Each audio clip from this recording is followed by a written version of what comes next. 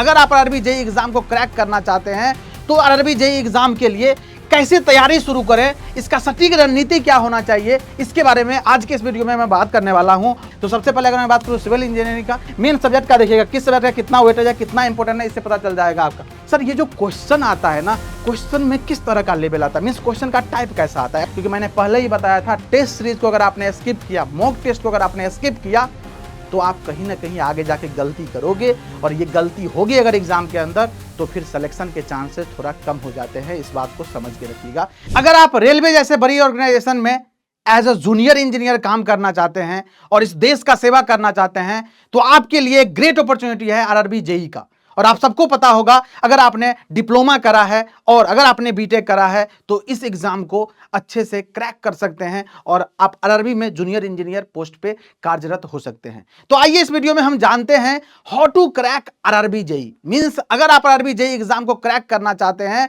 तो RRB JE exam के लिए कैसे तैयारी शुरू करें, इसका सटीक रणनीति क्या होना चाहिए, इसके बारे में आज के इस वीडियो में मैं बात करने वाला हूं। और यह वीडियो सारे डिप्लोमा स्टूडेंट के लिए और बीटेक स्टूडेंट के लिए बहुत ही ज्यादा महत्वपूर्ण होने वाला है। तो चलिए स्टार्ट करते हैं इस वीडियो को। सबसे पहली बात, अगर हम किसी भी एग्जाम का तैयारी करते हैं तो हम इसमें फेल क्यों हो जाते हैं, अगर ये सारे रीजन आपको पता रहेगा तो मुझे उम्मीद है आप सभी ये गलतियां रिपीट नहीं करोगे, क्योंकि हर एक स्टूडेंट जब किसी एग्जाम का तैयारी स्टार्ट करता है तो वो चाहता है उस एग्जाम में खुद को सेलेक्ट करना। तो देखिए यहां पे कुछ पॉइंट लिखा गया है, सिर्फ लाइव क्लास देखना, प्रैक्टिस नहीं करना, ये सबसे पहला रीजन है फेल होने का। दूसरा रीजन है कंसिस्टेंसी मेंटेन नहीं रखना।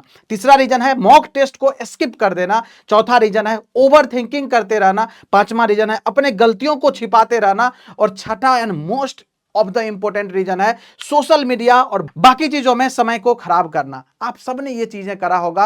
अगर आपने कभी भी एग्जाम दिया है, कोई भी जेईई का एग्जाम दिया है और वहां पे अगर आपको सफलता नहीं मिली है और आपने अगर खुद को एनालाइज करा होगा तो इसमें से कोई ना कोई ऐसा पॉइंट होगा जिसको आप अच्छे से एक्सपीरियंस कर रहे होंगे। तो इस वीडियो के नीचे कमेंट बॉक्स में जरूर बताइएगा आपका सिचुएशन क्या था जब आप एग्जाम को क्रैक नहीं कर पाए थे। अब बात आती है सर आरआरबी जेईई का, अगर हम तैयारी करना चाहते हैं, आरआरबी जेईई 2025 के एग्जाम को अगर क्रैक करना चाहते हैं तो क्या सटीक रणनीति होना चाहिए। चलिए इसके बारे में बिल्कुल बेसिक से जानते हैं। सबसे पहले इसका बेसिक डिटेल्स, और ये सारे बच्चों के लिए हेल्पफुल होने वाला है। अगर आपने सिविल इंजीनियरिंग कर रखा है, इलेक्ट्रिकल इंजीनियरिंग कर रखा है, मैकेनिकल इंजीनियरिंग कर रखा है और साथ में इलेक्ट्रॉनिक्स एंड कम्युनिकेशन इंजीनियरिंग कर रखा है, सारे बच्चों के लिए ये सेशन हेल्पफुल होने वाला है। सबसे पहली बात, एग्जाम पैटर्न क्या होता है, और एग्जाम पैटर्न से पहले सिलेक्शन प्रोसीजर, एग्जाम पैटर्न के साथ साथ समझो सिलेक्शन प्रोसीजर क्या होता है, इनके बारे में बात करूंगा। तो आप सबको पता होना चाहिए 4 स्टेज में होता है आरआरबी जेईई का एग्जाम। यह सबसे पहले कंप्यूटर बेस्ड टेस्ट जिसको सीबीटी 1 बोलते हैं, ये क्वालिफाइंग नेचर का होता है।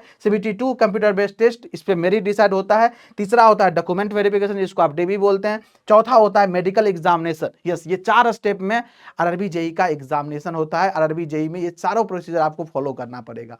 अब बात आती है सर, अगर मान लो बात करें सीबीटी 1 का, तो सीबीटी 1 का सिलेबस क्या है। देखिए यहाँ पे क्या होता है, यहां पे अगर सिलेबस का बात करो तो यहां पे देखो मैथमेटिक्स क्या है, यहां पे आपको दिख रहा होगा जो मैथमेटिक्स होता है ये 30 नंबर का 30 क्वेश्चन हो तो आता है। फिर रीजनिंग का बात करो 25 नंबर का 25 क्वेश्चन। फिर जनरल अवेयरनेस का 15 क्वेश्चन 15 मार्क्स। जनरल साइंस का 30 क्वेश्चन 30 मार्क्स, टोटल 100 क्वेश्चन और यहां पे 100 मार्क्स रहने वाला है। और टाइमिंग का बात करूं तो यहां टाइम मिलने वाला है आपका 90 मिनट टाइम मिलेगा। 100 क्वेश्चन रहेगा 100 नंबर के और 1 marks, each question carry 1 marks और यहां पे 1/3 नेगेटिव मार्किंग भी रहता है। इस बात को भी ध्यान रखना है। ओके, इसके बाद अगर बात करूं सिलेबस क्या होता है, इसमें ये ऑफिशियल सिलेबस दिया गया है। मैथमेटिक्स का अगर मैं बात करूं तो ये सारे टॉपिक आपको दिख रहे हैं, नंबर सिस्टम, बोर्ड मास, ये सारी चीजें देख लीजिएगा, स्नैपशॉट ले लीजिएगा। और इसका अगर आपको चाहिए इसका सर ये हमको एज इट इज दे दो तो आप यहाँ पे ज्वाइन कर लीजिएगा कृष्णा सर टेलीग्राम चैनल।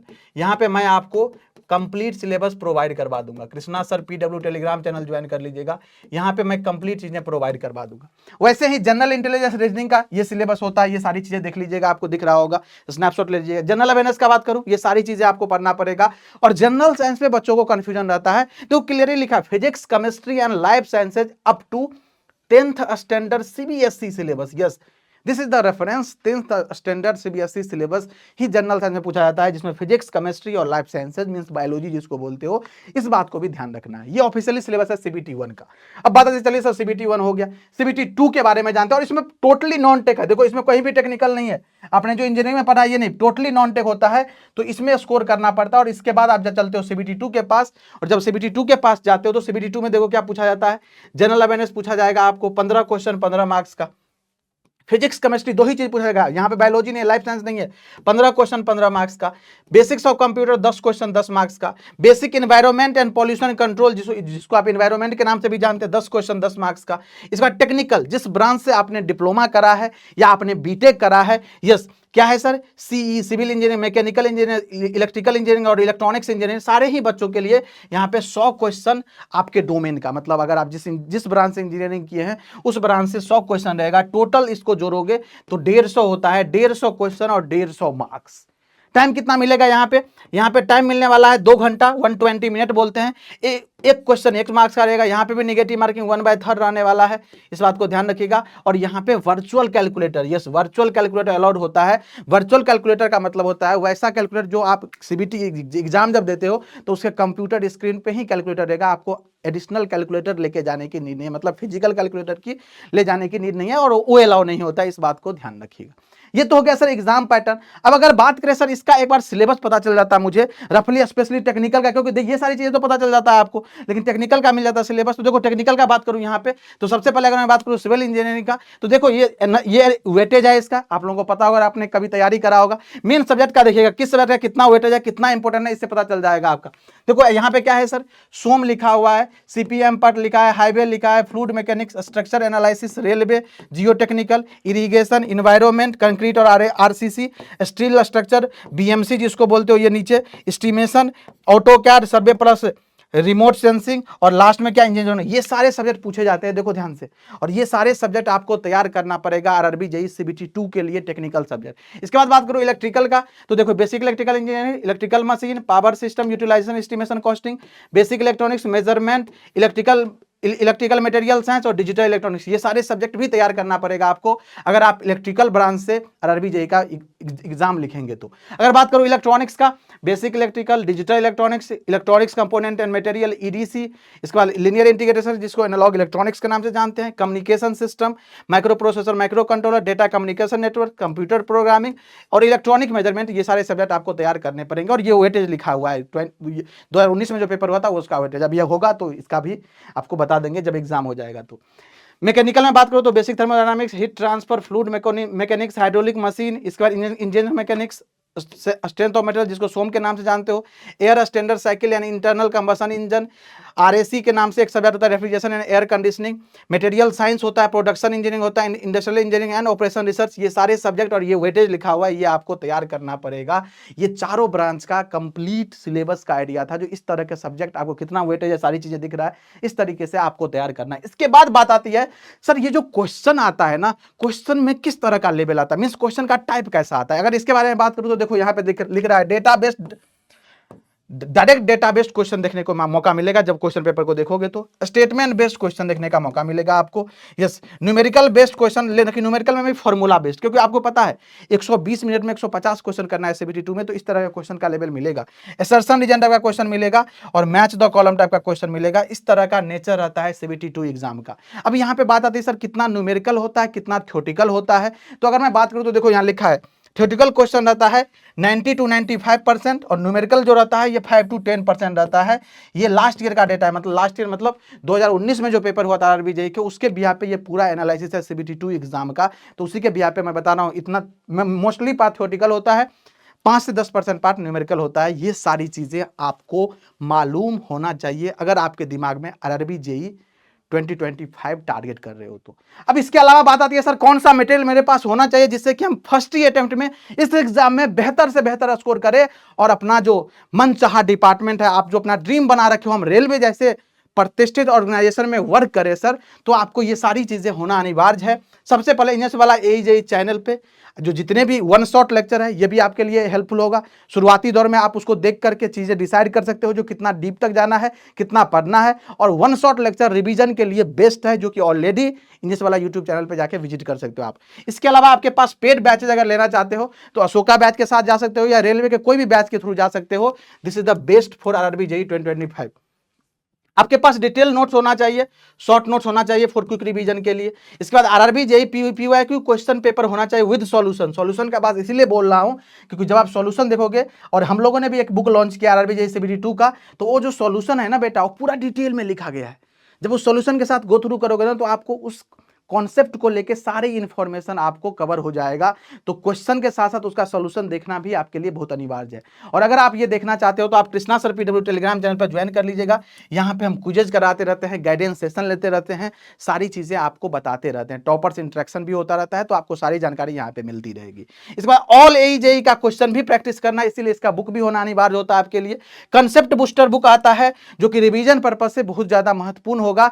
इसमें आपको कम पेज में सारे सब्जेक्ट के जो इंपॉर्टेंट कॉन्सेप्ट लिखा गया है वो सारी चीजें आपको मिल जाएगा। PW का ही मिल जाएगा कंसेप्ट बूस्टर बुक, तो ये बहुत ही काम का चीजें हैं। और एट लास्ट RRB JEE का टेस्ट सीरीज देना बहुत अनिवार्य है, क्योंकि मैंने पहले ही बताया था, टेस्ट सीरीज को अगर आपने स्किप किया, मॉक टेस्ट को अगर आपने स्किप किया, तो आप कहीं ना कहीं आगे जाके गलती करोगे, और ये गलती होगी अगर एग्जाम के अंदर, तो फिर सिलेक्शन के चांसेस थोड़ा कम हो जाते हैं। इस बात को समझ के रखिएगा। तो ये सारी चीजें आपके लिए बहुत ही ज्यादा जरूरी है। अगर ये सारे कंटेंट आपके पास है, ये सारे मटेरियल आपके पास है, तो डेफिनेटली आप एग्जाम में बेहतर से बेहतर स्कोर कर सकते हो और सिलेक्शन ले सकते हो। इसके बाद अगर बात करूं सर कैसे हमें स्टार्ट करें प्रिपरेशन, अगर मान लो किसी कोर्स में इनरोल हो गए आप, तो प्रिपरेशन करने के लिए क्या क्या करना पड़ेगा, क्या क्या चीजें वहां पे फॉलो करना पड़ेगा। सबसे पहले आपको लाइव क्लासेस अटेंड करने दिख रहा होगा आपको। सबसे पहले आप लाइव क्लास अटेंड करोगे। लाइव क्लास के बाद आपको क्या नोट्स और क्या करना है, रिवीजन करना है। ये क्या करना है सर, नोट्स बनाना है यहाँ से, और साथ में इसको रिवीजन भी करना है। यस, ये क्लास में आपको फैकल्टी भी गाइड करेंगे कैसे करना है।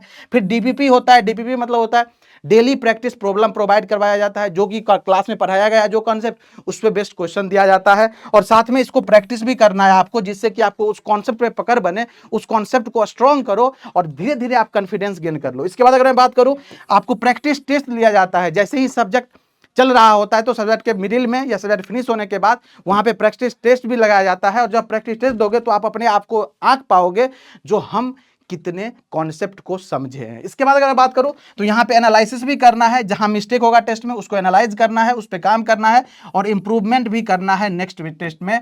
इसी तरह का साइक्लिक प्रोसेस अगर करते रहते हो आप, बिलीव मानो आप एग्जाम के अंदर मचाने वाले हो। यही वो तरीका है जिससे कि एक नॉर्मल स्टूडेंट जो बीटेक करके आते हैं, जो डिप्लोमा करके आते हैं, और आफ्टर कंप्लीशन ऑफ सिलेबस ये RRB JEE exam, SSC JEE exam को क्रैक करते हैं। यही वो तरीका है। तो इस तरीके से आप शुरुआत कीजिए, डेफिनेटली आप एग्जाम में मचाओगे। इसके बाद अगर बात करूं टॉपर स्ट्रेटजी, जो बच्चा ने एग्जाम फोड़ा है, कई सारे एग्जाम फोड़ा है, कई सारे टॉपर्स का आप लोगों ने इंटरव्यू देखा होगा, तो जब टॉपर से इंटरेक्शन हुआ तो टॉपर्स के माइंडसेट क्या रहता है, इसके बारे में अगर जानोगे तो क्या लिखा है, प्रीवियस ईयर क्वेश्चन को जरूर सॉल्व कर ले। जिस भी एग्जाम का तैयारी करें, नॉट ओनली RRB JEE, आप किसी भी एग्जाम का तैयारी करें, RRB SSC या स्टेट AE आप उसके प्रीवियस ईयर क्वेश्चन को जरूर सॉल्व करें। वहां से आपको कंप्लीट आइडिया लगेगा किस टाइप के क्वेश्चन आ रहे हैं, कितना मेहनत करने की नीड है आपको। इसके बाद डेली कॉन्सेप्ट रिवीजन जरूर करें, question practice with timer. Yes, this is very important.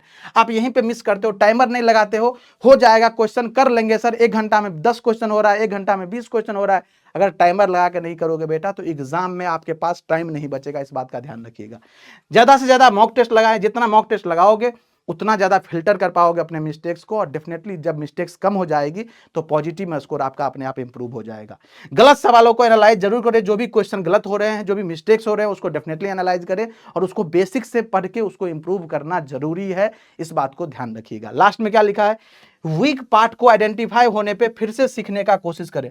जो भी पार्ट, मान लो आपने मॉक टेस्ट लगाया, मॉक टेस्ट में हो सकता है 5 सब्जेक्ट का उसमें होगा मॉक टेस्ट में, यस, उसमें से एक सब्जेक्ट हो सकता है कमजोर हो, जहां से क्वेश्चन बार बार गलत हो रहे हैं, तो आप उस सब्जेक्ट को फिर से रिवीजन कीजिए बेसिक से। जो आपके पास नोट्स है, आपने नोट्स बनाया है, उसको रिवीजन कीजिए और उसको इंप्रूव कीजिए, फिर जाकर नेक्स्ट मॉक टेस्ट लगाइए। डेफिनेटली आपका स्कोर इंप्रूव हो जाएगा और आपके अंदर उस सब्जेक्ट को लेके भी कॉन्फिडेंस गेन हो जाएगा। ये था वो स्ट्रैटेजी, ये था वो सटीक रणनीति। मुझे लगता है अगर सभी बच्चे, चाहे आपका इलेक्ट्रिकल ब्रांच हो, इलेक्ट्रॉनिक्स ब्रांच हो, सिविल ब्रांच हो, मैकेनिकल ब्रांच हो, अगर आप इतने चीज़ों को फॉलो करते हो, बिलीव मानो बेटा, एग्जाम के अंदर आप मचाने वाले हो। आपने जो सोच रखा है एक ड्रीम, आपने जो सोच रखा है सर मैं आरआरबी में जेई बनूंगा, यस डेफिनेटली फुलफिल हो जाएगा। मिलते हैं किसी नेक्स्ट अपडेट के साथ। कैसा लगा ये सेशन जरूर बताइएगा। Thank you so much.